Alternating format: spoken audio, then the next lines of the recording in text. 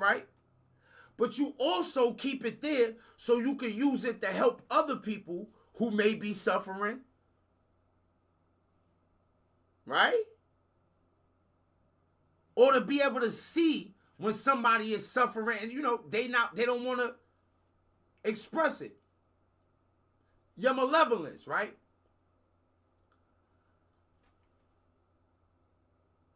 I'm upset with myself for the things that I've done in my life.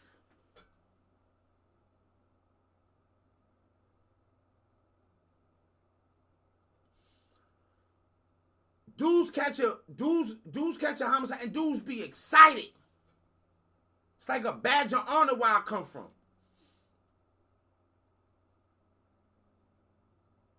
But it shouldn't be. Being a gangster and a street person, whatever thug, whatever you want to call it, that's not no badge of honor.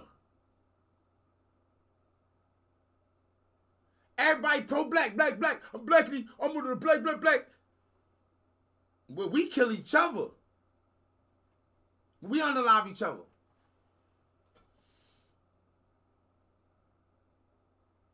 Somebody want to guess? Put it in the chat. The guy that I shot, which I think his race was. Which I think the race was of the guy that I shot and went to prison for. Which I think the race was.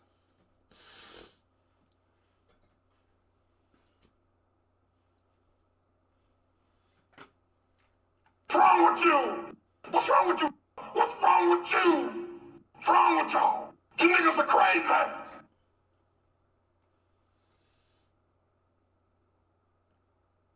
In order for you to grow and be a better person, to get through your obstacles, you got to look into all that.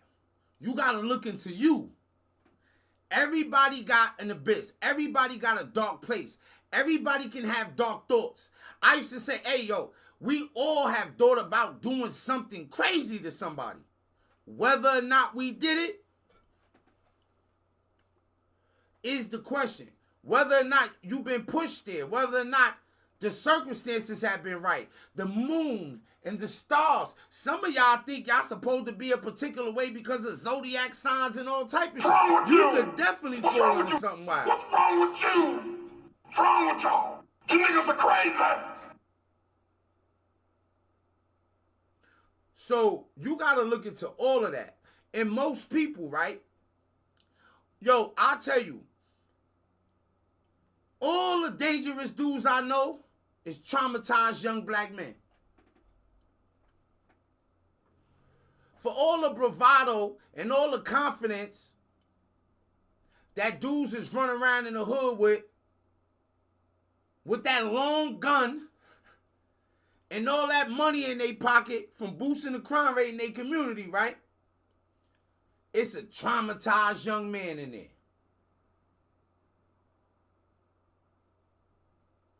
For feeling like he unloved. That's how you end up doing. You were feeling like you unloved since for the whole entire time you've been on the planet. Feeling like the world, you born in the world, had their foot on your throat. How many people can identify with this? You feel like it's been a struggle since you've been an infant.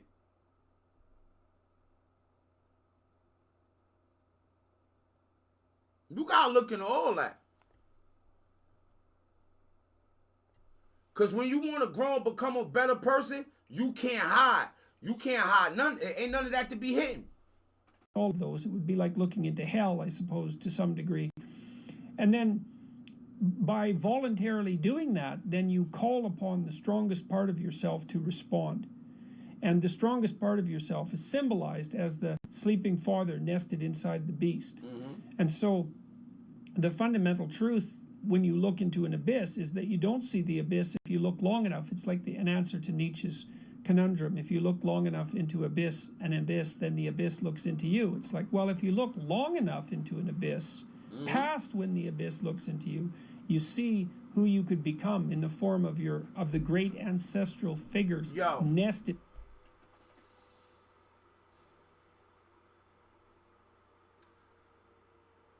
Yo, I was in a prison called Elmira before. Yo,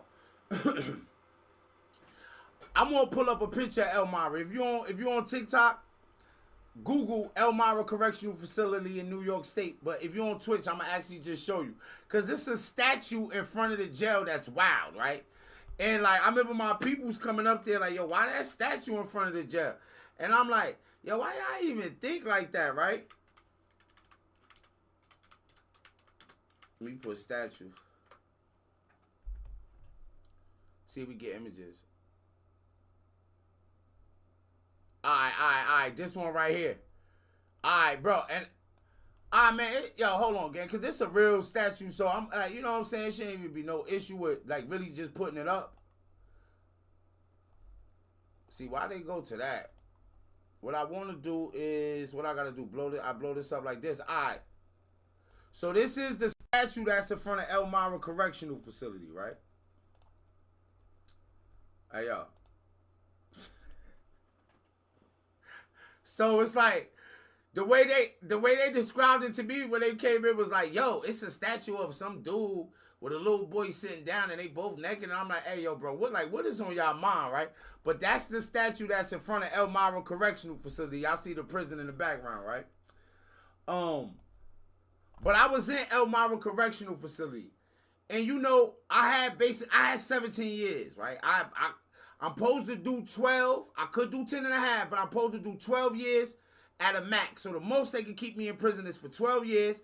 And then no matter what, whenever I get out, whether that's in 10 and a half years or 12 years, 10 and a half years is good time. 12 years is no good time. But I got 5 years post-release supervision. So I got 5 years parole. If I make the 10 and a half, then if I violate, they can throw the extra good time on and I'll start my 5. But dudes were trying to challenge that, saying it was like illegal and stuff. But basically, they're allowed to make you do the full amount of time, right? And Elmira is a maximum security prison. The way they do it is, I don't know how they do it in some other side. I think in New York, like, if you go to jail, and when you get from your county jail or your city jail, if you got more than 5.5 years left for something to do, you have to go to maximum security prison. So you start there. So I was in Elmira, and I felt like looking into the abyss. Like you said, you look long enough, and it's not even the abyss no more, right? And like I was saying earlier about a journey of 1,000 miles starting with one step, right? When I was in Elmira, because I was getting a little bit of trouble, so when I was in Elmira, I think I was locked up when I was in Elmira for maybe about 5-6 years already, right? And I was still behind the wall. But I had the least amount of, I worked in the mess hall, because, you know, I got my GED. Yo, believe it or not, you got a GED in prison. It's like having like a master's degree. You niggas are crazy. A GED in prison like having a master's degree. You get all the good jobs. So wherever I go, I work in the mess hall, different like things like that. But in my section of the mess hall, I was the dude with the least amount of time. I won't complain about my time. Man, I ain't never going. Man, see, I'm going to be here forever. I got a few years left.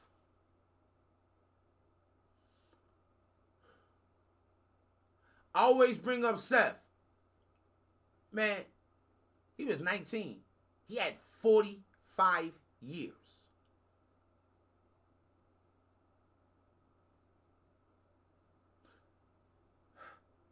Other dudes in there, 33 years. 25 years. Make me look at my 17 like it ain't nothing. You know what? Let me look into that abyss.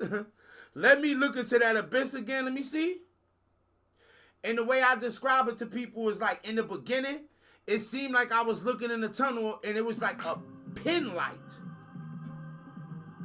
Yeah, a pin light. But as I was getting through that journey, as I was walking,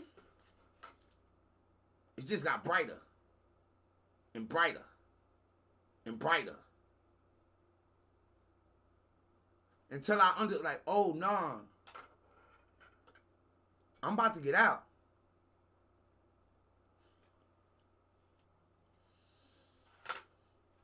Don't be afraid to look into the abyss, right? Some people's dark is a lot darker. Some people's tunnel is a lot longer. Trust me. Keep all that suffering and the traumas and all the guilt you feel, keep that in the forefront of your mind. Don't be ashamed. I often tell people, one of the things that make me a good person, one of the things that make me somebody that's trustworthy, my embarrassment level is low. I'm not too embarrassed to change my mind about something and let you know. I'm not too embarrassed to reach out to you and let you know I might not be able to keep up my end of the bargain on something. I might not be able to keep this particular promise. But I understand that if I make the promise and I ghost you, if I disappear, if I don't even let you know what's going on,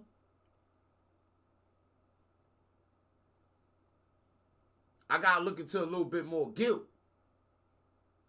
And I ain't interested in looking into that stuff no more. Because I was looking into it for too long. Inside so I just don't the operate catastrophe like that. Of life. And then you can join them, so to speak. You can incorporate that and become stronger. And you do that partly by taking on the challenge voluntarily. Life. And that informs you because you learn when you take on challenges voluntarily.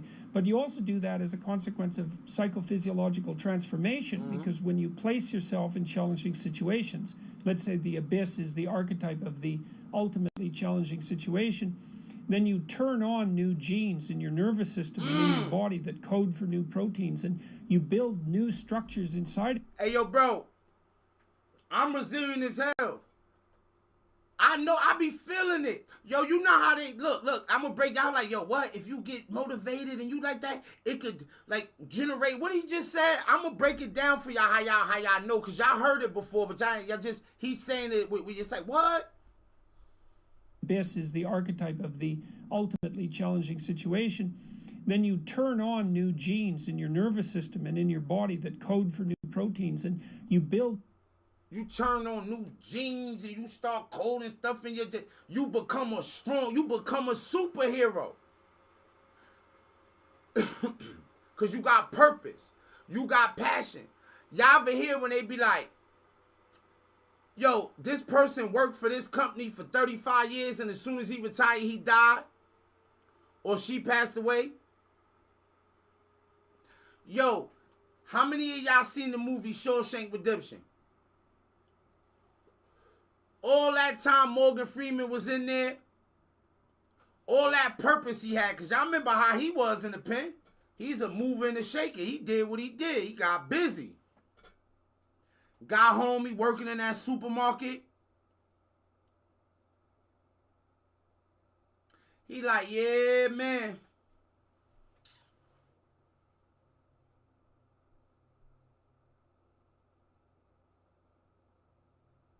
I might be ready to go. And now that wasn't Morgan Freeman. Who was that did that in that movie? One of them did that. Same thing. So y'all understand. I'm going to break it down for y'all, man. New structures inside of you. And Morgan none Freeman, of that's going to happen without the demand that's placed on you by willing to confront the full terror of life. And so then I would say the full terror of life is something like the reality of suffering and death and the ever-present and the ever-looming presence of malevolence in your own heart and in the heart of other people. So it's evil and suffering. And to confront that is really, well, you risk blindness by confronting that. That's also a very old story. You risk damaging your vision. But if you do it forthrightly, then you discover who you could be as a consequence. And who you could be is the solution to malevolence and suffering.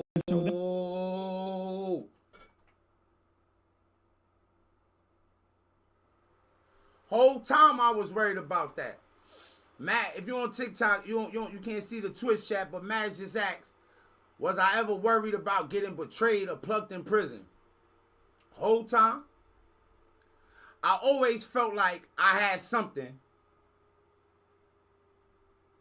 to be worried about in prison, because it's that kind of environment. So the one thing I tell people is that, like, yo,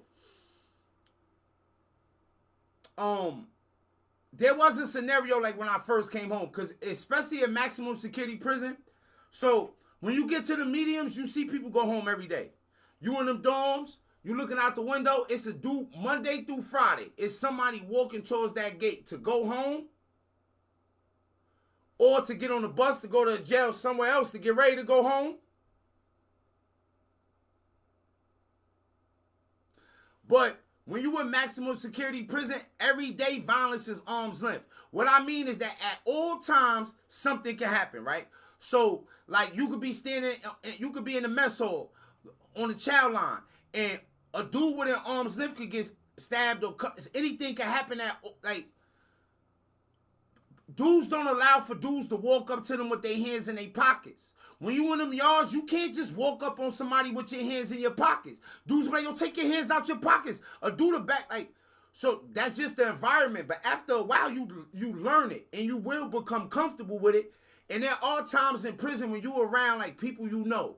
Like, I've been in prison where my little brother was with me, but he was more comfortable, not my brother on my father's side, right? And that was later on, but I you know what I'm saying? So he was comfortable being around me, but you be around a bunch of dudes from your neighborhood, and you be comfortable. You be around your older homies, you be comfortable. So it be times when you be comfortable, but then you always realize the environment, right? Because anything can happen, and next thing you know, 2 different factions is going to war.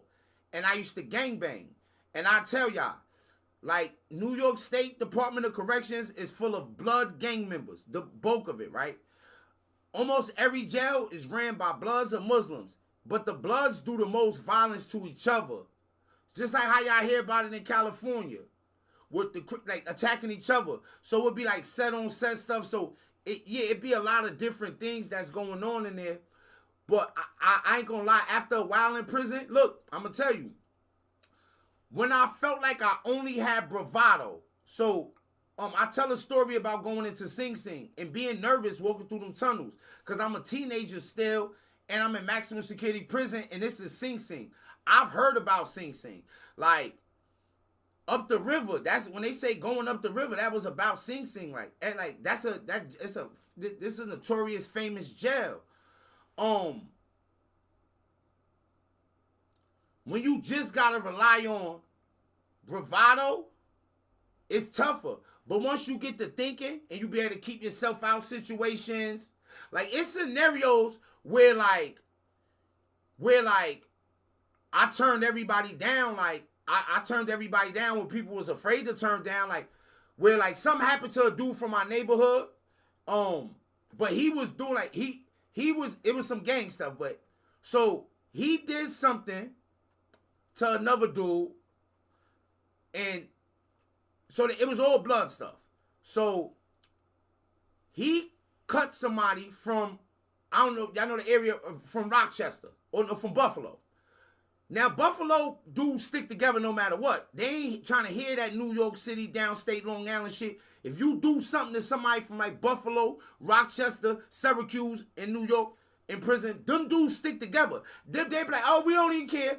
They don't care if the dude crip. You gotta have, it need to be sanctioned for you to touch somebody from their area, especially if you from Westchester County, New York City, or Long Island, because they consider that the same thing. So he did something to get a spot on the lineup. I'm just saying, man, I might get a spot on the lineup is to be in position. So they got 1 star, 2 star, 3 star, 4 star, 5 star, big homies. You know what I'm saying? The low and the high. That's how the joint used to be. 7 people on the lineup, right? That's what they call it, the lineup. 7 people. High, low, 5 star, 4 star, 3. So he wanted, I think somebody was giving him a 2 star. And so they basically giving you a title. So they seen him and hopped him, right? Got busy on him. So another dude, but it was somebody, his set was there, they ain't do nothing. So dude come through the mess hall, and from my area, I was the dude, he yo, have everybody come out, we gonna turn up. I said, oh, what? He said, I said, yo, bro, no, that's blood business, man. They gonna take care of that. You can't get everybody from where we from it now. Yeah, we might as well turn that down, gang. Turn that down, we good. Ain't nobody getting into that. So you do get comfortable, you know what I'm saying? And then my cousin baby father with me one time, he wanted to drop his flag. And dudes was going to stun on him. So I told him, I'm going to go out with you. I I went to the field house with him, and we in the field house, and there was another dude I was cool with, worked in the mess, so he came afterwards. But my man, so one of my mans from Poughkeepsie got in the middle of that and really squashed it, because that might have been the day where I got stabbed or cut. But later my man Illmatic, he from Albany, he told me, he was like, hey, yo, bro, I love you, bro. Like, see, this is man shit. This is what I mean about prison, right? He's like, yo, bro, I love you, but don't do that again. Don't get involved in nothing like that again, bro, because next time, bro, it's going to have to go all the way. So he basically telling me, like, yo, bro, man, yo, the next time, bro, we going to be at war. And it's just something that I understood. You see what I'm saying? And I even felt it when I was doing it. I want to tell y'all why I really was getting involved. It wasn't just that he was my cousin baby father, because I didn't even know he was my cousin baby father at this time. But he was from around my way, and he was getting a bag. We've been saying bag in prison. He was getting marijuana. So, like, you from around my way, and you getting marijuana, I want PC on that. You need to know, when you get that, when you come back and you get that out the Duke and Snoop, make sure you break me off, and ain't nobody gonna do nothing to the dude that's bringing in that. Like, you know, I ain't gonna front, man. I smoke. I've been in jail. I'm smoking blunts. I'm cracking jokes. Things of that nature, man. You said if you are doing slightly better than inmates, they get jealous, I assume. Yeah, that happens a lot too, but it's not that kind of environment, because you're not allowed to steal. So prison is structured. Don't believe the movies, bro. Nobody gets bullied. Like, yo, bro. So you know how they, yo, bro, you know how they say, dangerous men create peace, right? I'm telling y'all that now. So the reason why this word is peaceful, a lot of people like to talk shit about dangerous men, but dangerous men are what creates peace. Because there are weak men out here who do anything and violate. But it's because of dangerous men. Dangerous men like to create peace. They don't like too much nonsense. So, you know, in prison, it's like no meddling. As long as you ain't meddling too much, long as you ain't putting yourself in the mix. Like when I was blood, they had something they would say, Magic. What they would say was, whoever got the loudest mouth, get the most plates. So basically, if you doing the most talking, you the guy, you a gang. Every time somebody come in here that's crip, get them out of here. Oh, or, all right, well, go handle that business then if you about that. So it's structured to where, like, even if a dude is jealous of you, he can't really line nothing up, or you got to get yourself into something for him to be able to use the jealousy to get you, like, you know what I'm saying? Or got to be like a weird scenario. But most times it's enough dudes. So, like,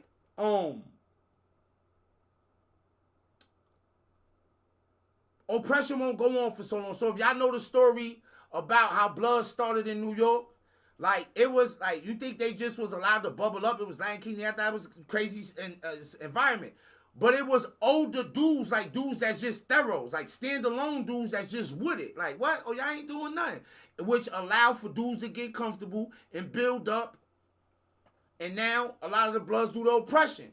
So you have other dudes in the jails that want to go against, like, you got dudes that's locked up that's waiting to go against the major gang in there.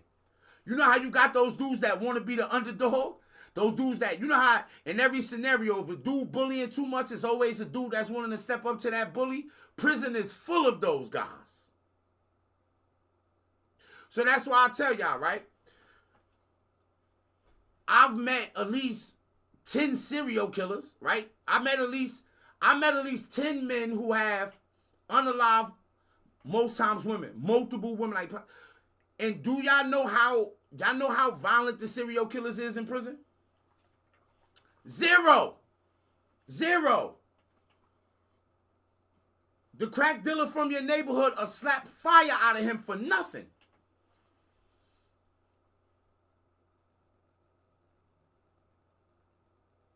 That is the environment. But you do got dudes. It was a dude like that. I ain't like a little bit, but it was deeper for me, though, because I felt like he was stealing my friends. What's wrong with you? And he was loud. He wasn't really about nothing, but this was in a medium. So it took me a little while to adjust to, like, being in medium, coming from maximum security, because you want to still have the same rules. I don't like motherfuckers being too loud, and all that without putting like, yo, bro, stop saying stuff you ain't gonna. But the mediums be a little. It be a dude that came up. He got 18 months left till he go home. They be looking at the number like, yo, you been locked up for a while long. Like, yo, I used to tell dude, be like, yo, bro, yo, you young bro, like, how long you been locked up since you was a kid? I be like, damn, son, like word to mother. But yeah, so that is the environment. That is the environment. So like, I would never encourage people to go to jail. And I heard that in some places it's different. But in New York State, prison is so structured where like getting bullied or somebody stealing something, like it's no sneak thieving, like yeah, man, like nah, it's a structured environment, bro. Like nah, you can't maneuver like that. Like you just like yeah, you can't like yo, bro. I'm trying to really think in my head like all the times I seen somebody get just bullied because they was weaker, and I don't think I seen that one time. Like, my whole stay in prison, bro. I don't think I seen it really one time, bro. And that's the first time that I really even, like, thought of that, technically. Like, that I really thought, like, damn, all that time in prison, I never seen nobody get bullied.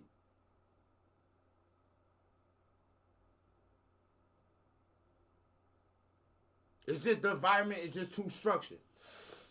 And like I said, and y'all better know this, because the ladies do be talking down, and a lot of y'all talk down. We just live in an era where, yo, men who know violence go out their way to create peace. It's because of violent men that know their capabilities that change their life.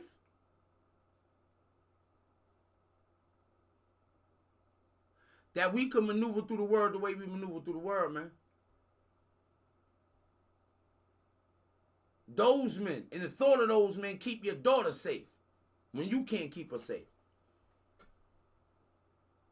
When she out and about on the town for the night.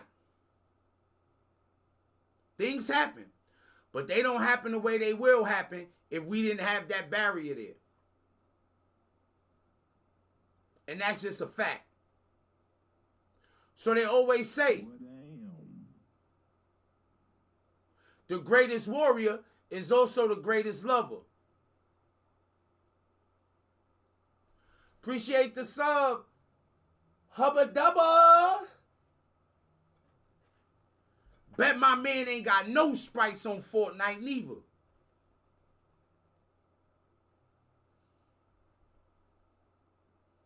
But nah, yeah, yo. See, when I get into the prison bag, you know, Jordan was rocking this, man. When I get into talking about, but I'm answering whatever question I got to answer. It is what it is, man. We're going to answer whatever question we got to answer tonight, gang.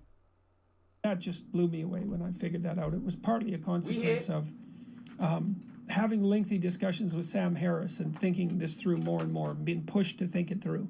But I think that's an absolutely staggering, what would you call it? Yeah. Articulating that image fully for me.